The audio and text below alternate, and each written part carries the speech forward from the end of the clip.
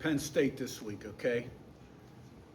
This is, you know, they're in the top 25 in the ESPN Football Power Index, 22, I think, still. Same guys they started the year with, for the most part, that was ranked number 1 to number 3 in the country. So a lot of good football players at all positions, playing really hard here. Terry has done a really good job of sort of rejuvenating these guys. It'll be his first opportunity to play a game at home.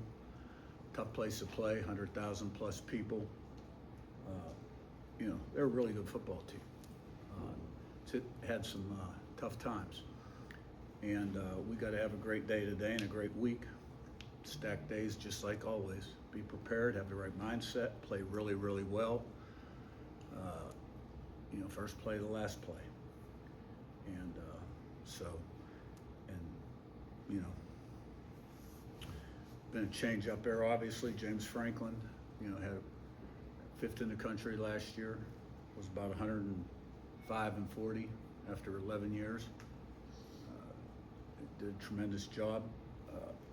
Has always represented himself with class. A lot of respect for him. And Penn State. Always have had a lot of respect for Penn State too. So Saturday, Maryland, good win for us. I think when you look at that game, what sticks out, turnover ratio 5-1, resulting in 21 net points. Maryland was number 1 in the country in turnover ratio coming into the game. Great job by our defense creating 5 turnovers. And the rushing numbers, 370 to 37. You know, there's others, you know, 3rd and 4th down, we were 66%, they're 33. We had the ball 41 minutes almost. 4 or 5 touchdowns in the red area, they're 0-2. And our defense did a great job early when the offense turned it over, holding them to a field goal. And so it was a good win and got to play a lot of players. So, but obviously we've turned that page, and you know, everything in this game is earned, not given. And you got to earn it every single day. The game gives you nothing. You get out what you put in. And we got to really be sharp this week and have a great mindset. Questions? Zach, the news? I guess kind of a two-parter. First one is just injuries, specifically Aiden, Elijah, and Drew. Just kind of where are they heading into this week? Yeah. Well, we'll know more on everyone as the week progresses. So we didn't really come out of that game with anything that we would call significant. You know, the bumps and bruises that can occur during the course of a 12-game season. Aiden Fisher, we thought made really good progress toward the end of last week. Wasn't quite ready to go, very optimistic on him.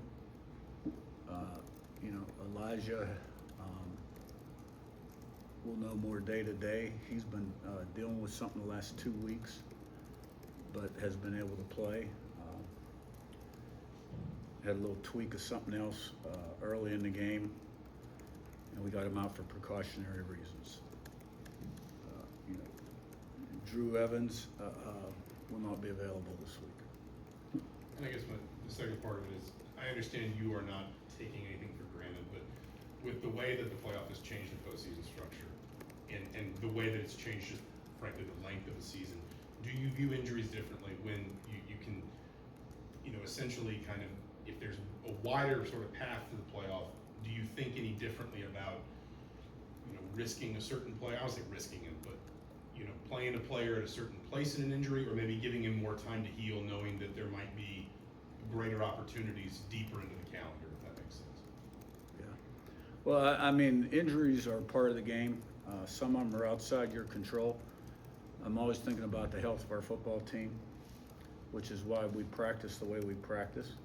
And if you happen to notice at the end of the games, you know, when we're running the clock and snapping the ball with 2 seconds, you know, we're reducing the number of plays in the game, right? Which we've done quite a bit in some of the games where we've gotten out ahead. You know, I think I know what you're asking. And the answer to that is, we take those things day to day and make the best decision, starting with the individual's health. Is any left for Pete? Yeah, Curt, you worked to get Byron Baldwin some meaningful reps on Saturday. The players in the fall kind of raved about his progress. He suffers injury. How did you deal with kind of being sidelined, and now what do you expect from him going forward? Yeah, I mean, he missed quite a bit of practice time, and which allowed us to kind of settle in on our three starters and keep them at the same position. We've got position flexibility, really with all three of those older guys. And Byron returned to practice maybe 2 weeks ago and got to play Saturday, so it was good to get him in there on defense. He's also playing special teams, recovered a fumble. He's a young guy that has a lot of talent, but he's a young guy. And, there's a big difference between guys that have been around the block for 5 years around this game and a freshman. In a lot of, I don't need to explain the difference between an 18-year-old and a 23-year-old. You guys, but he's got a great future. He recovered a fumble, thought he played well, and we're counting on him helping us the rest of the season. Pete on your left and Daniel? Hey, Curt, what's been the biggest jump in Omar in terms of performance this year, including perhaps blocking? And then what do you need to see more from Jonathan Brady and Sherman Beck? I think Cooper, with another year of maturity, has just become more consistent. There's still improvements to be made, like everybody else on the team. He had that drop, and then another one we could have come down with. It was a tough catch, but he could have had a huge day. But he's an explosive player. He's good after the catch, hard to tackle, and he just keeps getting better and better. And I think it's all in front of him. I really do. And I've seen a lot of growth in Omar, and I've always been really impressed with his upside since the first spring after I got to watch him a few times and saw his explosion and suddenness. What about Brady and Becker? Charlie Becker's done a good job. He's taken advantage of his opportunities and saw more playing time on Saturday. Also a real key guy on our special teams, as is Brady as a punt returner. Brady's made a few plays in the slot also. He's just unfortunately behind Cooper. But Cooper's got the flexibility. We can move him around, play him inside, outside, which then only increases his reps. Daniel in front of that. I think Ola had mentioned this last week on Lou Moore, that he was a guy you guys wanted to keep in 23. Why did you welcome him back in 24, and just what's kind of driven the year that he's had? Yeah, well, a lot of these guys were in the portal before I got hired. Lou Moore was one that was not, and I thought we were going to be able to retain him, and he ended up leaving. And, I base it on, all these guys I had one-on-one meetings with. Benson, Lou Moore, there might be another one that came back. Off the top of my head, I can't remember. I thought they were good players when they were here. They were productive players where they went, and they saw the program change here and wanted to be a part of it. And there's no hard feelings from my side. They made a business decision, and then I made a business decision bringing them back. Matt Weaver on your right and Sammy. Coach, a few weeks ago, Penn State lost Drew O'Hara, been injured for the season, put in Kamara at the backup. Have they changed anything, or what have you seen from his game? Have they kind of tweaked or altered their offense at all, or are they pretty much still running what they were running before? Yeah, I think week to week people are always morphing a little bit. And, this is a talented guy that was very highly recruited out of high school, set a lot of records in Ohio. He's tall, he can spin the ball. He moves well enough to get out of trouble. He's made some impressive throws. He can get out of his hand fast. And you can see with every series, every snap, he's improving and he's learning. He's a good player. Sammy on your right and Zach B.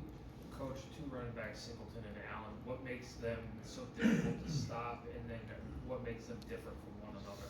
Yeah, well, having two of them makes each other even more difficult to stop because they can rotate them in and out and keep them fresh.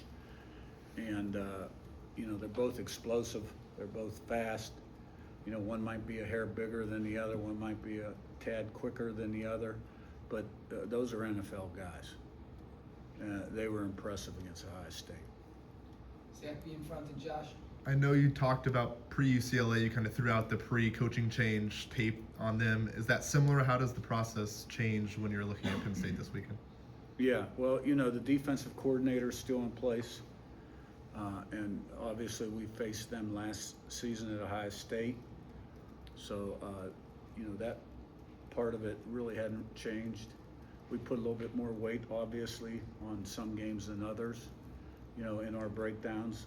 Same with the offense, but, you know, in regards to our defensive preparation, there'll be obviously a strong focus on their offense since this fellow's been playing quarterback. That doesn't mean that we won't look at all the other stuff because a lot of it's core to what they do. Josh, on your right to Jim. Coach, we've seen Fernando's arm talent grow each week, but how have you seen his ground game, his running ability grow in these first 9 games?